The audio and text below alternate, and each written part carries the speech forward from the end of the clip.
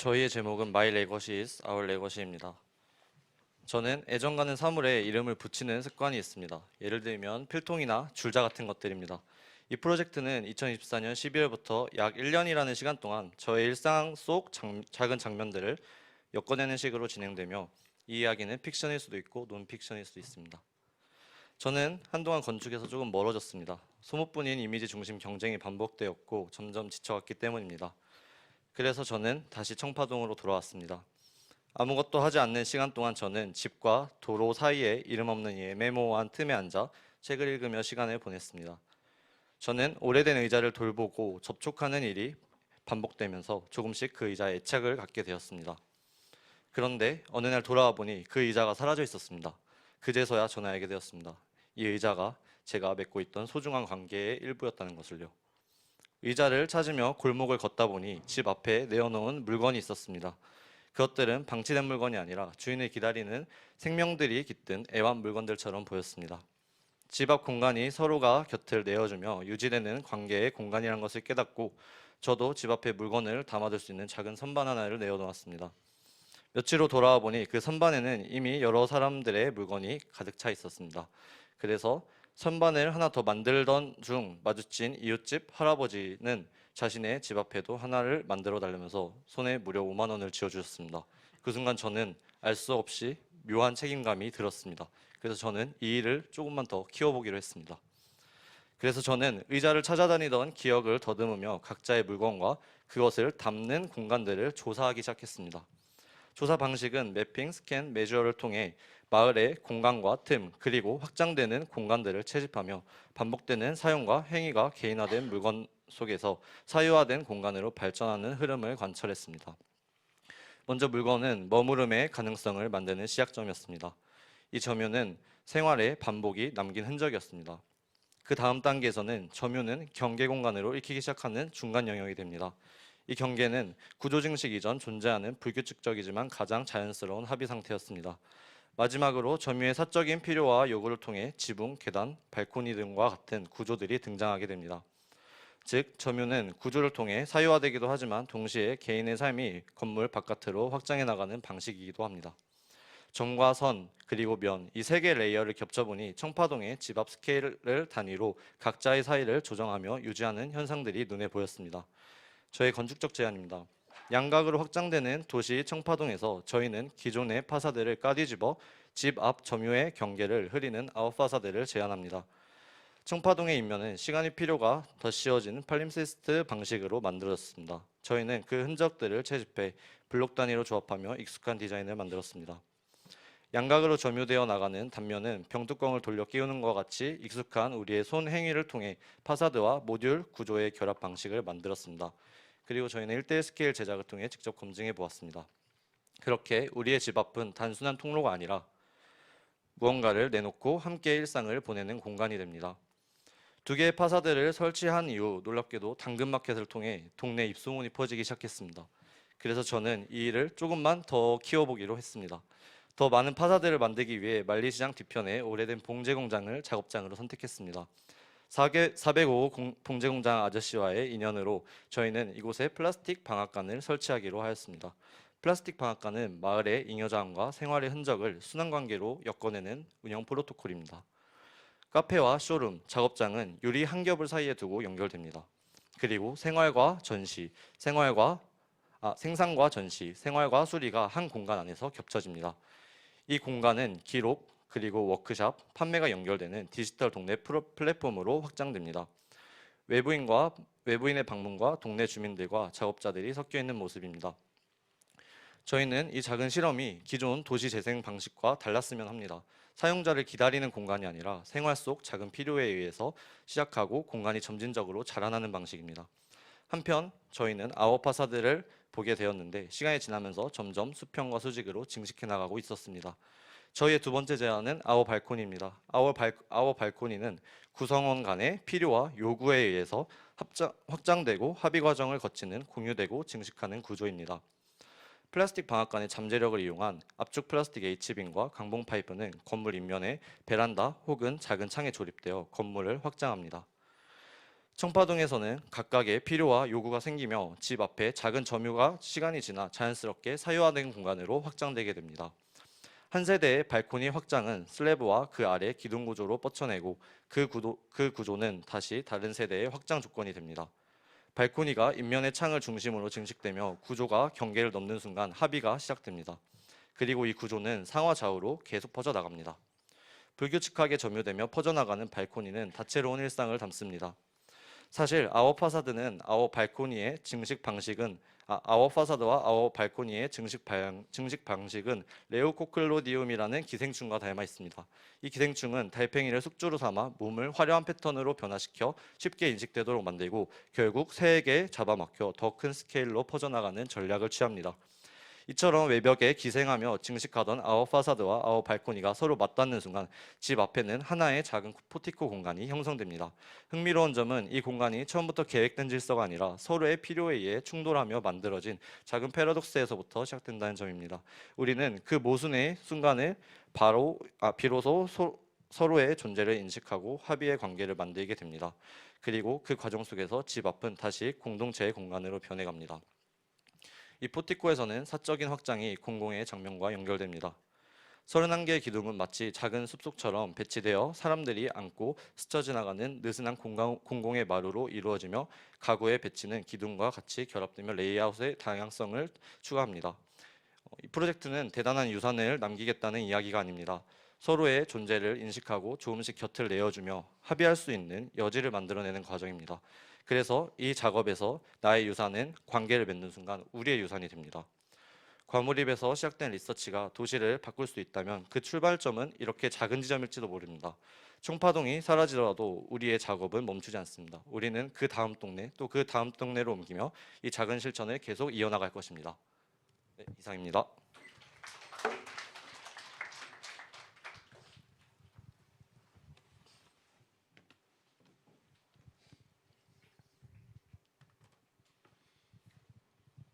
제가 먼저 질문할게요. 하이바너 있으신 건가요? 저희의 정체성입니다. 어떤 정체성을 말하고 싶죠? 직접 뛰어다니면서 공사 현장에도 출몰하고 안에서 이제 목업 작업도 하면서 이런저런 몸으로 뛰는 건축을 할 수 있다는. 그렇군요. 요 하신 지금까지 실제로 목업을 하셨던 작업은 하이바가 필요할 만한 작업은 아니었던 것 같긴 한데 어쨌든 알겠습니다. 그러니까 이거는 그때그때 필요에 의해서 계속 점진적으로 확장을 하는 거고 이거는 뭐 굉장히 많은 시간이 걸려서 확장된 모습을 보여주신 거죠.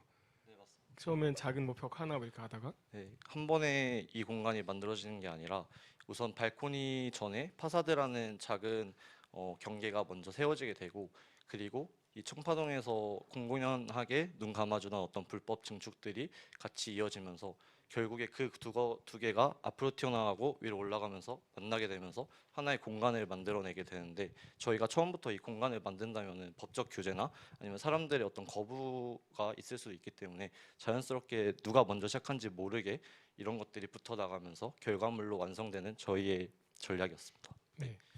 저는 이 방식이 저는 굉장히 흥미롭게 보고 뭐 1차 때부터 되게 재밌게 봤었는데 그럼 계속 점진적으로 확장할 때마다 건축가들이 개입을 하는 방식인가요?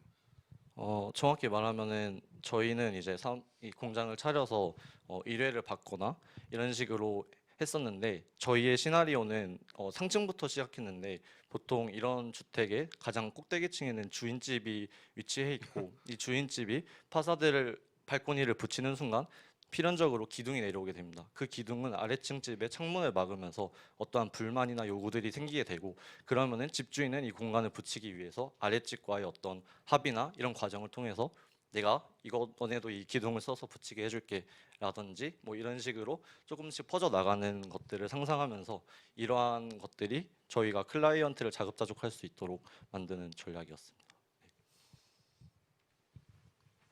그냥 간단한 질문인데 1층에 그 플라스틱으로 만들어진 그 선반은 다 그냥 선반인가요?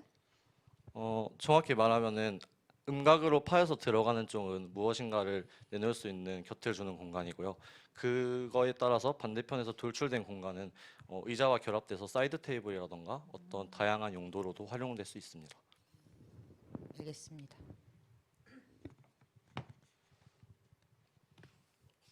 저는 그 마지막에 그 이름이 잘 기억 안 나는데 그 자신의 몸을 화려하게 해서 잡아먹힌다는 전략. 네. 그래서 자기를 화려하게 해서 잡아먹히지만 잡아먹히는 게 아니라 실제로는 내가 그 존재가 된다. 약간 그런 것으로 이해했는데 그런 개념이 구체적으로 그 좀 재밌는데 그걸 이 프로젝트에서 좀 건축의 언어로 한번 이야기해 주시면 좋겠습니다. 우선 건축의 언어로 말씀드리자면은 저희는 작은 스케일부터 출발했기 때문에 이 기생충과 비례했을 때는 달팽이의 스케일부터 시작이 되었다고 생각합니다. 그래서 이러한 달팽이에 먹히는 것이 결국에는 전략적으로 이 새가 먹는 것이 달팽이이기 때문에 뭔가 더 화려한 형태나 아니면 조금 더 좋아 보이고 작지만 접근하기 쉬운 가능성 있는 공간들로 저희는 만들려고 작은 스케일부터 시작되었고, 근데 이 작은 스케일들의 파사드와 발코니가 만나면서 의도치 않게 거대한 어떤 집 앞에 하나의 마루가 공공적인 마루가 생기게 됩니다. 그래서 저희는 이걸 도시의 스케일에 재조정이 되었다고 생각을 했는데, 기존의 현관문을 열고 집 앞을 들어가는 앞에 문이 하나 더 설치되면서 두 집이 하나의 현관문을 공유하게 됩니다.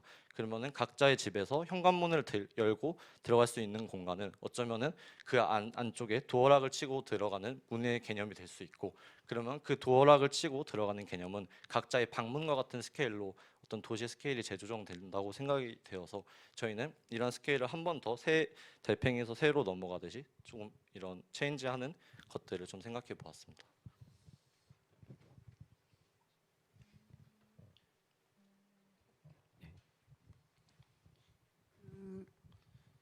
처음 제안에서는 그 음각으로 되어 있고 음각과 양각으로 이렇게 겹쳐지는 그 1층에 면한 어떤 구조물 같은 게 실제로는 이 청파동이라고 하는 곳에 살고 있는 주거가 아마 좁기도 할 거고 물건들이 많이 적재되어 있기 때문에 필요에 의해서 나온 것으로 이해를 했는데, 또 지금 마지막에 한 거를 보면은 실제 약간 장식의 기능, 밖으로 보여지는 뭐 식물이라던가 이런 것들이 놓여져 있는 기능만 있어서 실제로는 필요에 의해서 만들어졌다가 이게 커지는 것이 그 프로젝트의 목표인 것 같은데, 보여지는 거는 그러니까 미화한 것 같은, 그러니까 뭔가 장식 효과로 보여지는 것 같아서 실제 이게 어떤 식으로 워킹하길 바라면서 이 디자인을 하거나 제안을 했는지가 궁금합니다. 저도 비슷한 질문일 수도 있는데요.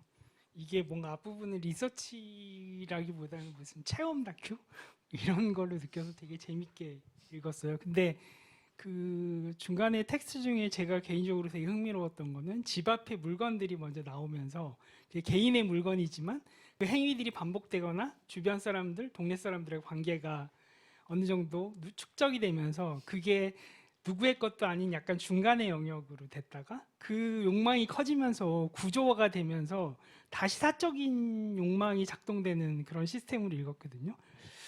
그러면 이 팀이 하고 싶은 거는 구조를 만들어서 사적인 거를 만들고 싶은 건지 아니면 그 모호한 중간 영역을 계속 유지하고 싶은 건지가 사실은 좀 궁금해졌어요. 왜냐하면 최종 결과물은 계속 구조를 만들어서 뭔가 계속 사유화 내지는 사적 욕망을 막 부추기는 듯한 느낌이 들었는데 그걸 원하는 것 같진 또 않거든요. 그래서 그게 조금 궁금했었어요. 저희는 우선 리서치 과정에서 저희의 태도는 어떠한 이런 현상들을 좋거나 나쁘다고 판단하지 않고 그냥 있는 그대로 바라봐야겠다라는 생각을 먼저 했고, 모형에서 보시면은 사각형 박스가 둘러진 공간 자체는 한 창문에서 튀어나오지만 점점 위로 퍼져가면서 윗집 창문에 선반이 되기도 합니다. 그렇기 때문에 뭔가 이런 것들이 사유화와 공유화의 경계가 점점 이게 확장이 되면서 애매모호해지는 경계를 형성하게 되고, 그렇다면은 이러한 구조들이 증식될수록 이러한 사유화와 공유화의 경계는 점점 더 흐려질 것이라고 저희는 예상하고 있습니다. 마치 집 앞 공간이 점유화되거나 점유화가 커져서 사유화가 됐던 것처럼 포티코가 생기면서 이제 공유화 혹은 점유화의 어떤 이런 공간들이 되게 애매모호해지기 때문에 저희는 그런 것들을 생각했습니다. 네, 수고하셨습니다.